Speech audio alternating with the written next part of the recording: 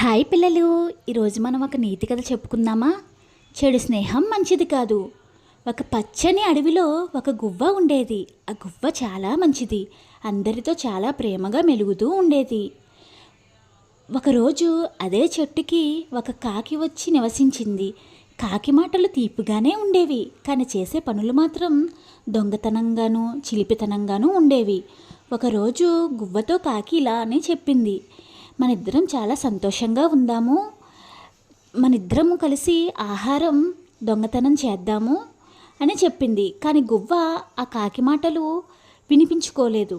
కానీ అలా కొన్ని రోజులు గడిచిన తర్వాత కాకి తన ఫ్రెండ్ అవ్వడంతో ఇంకా తన మాటలు వినడంతో ఒకరోజు ఒక ఊరెళ్ళి కాకి దొంగతనం చేసిన భోజనం గువ్వ కాకి ఇద్దరు తింటుండగా ఆ ఊరు జనం రావడంతో కాకి ఎగిరిపోయింది, కానీ గువ్వ మాత్రం అక్కడే ఉండిపోయింది.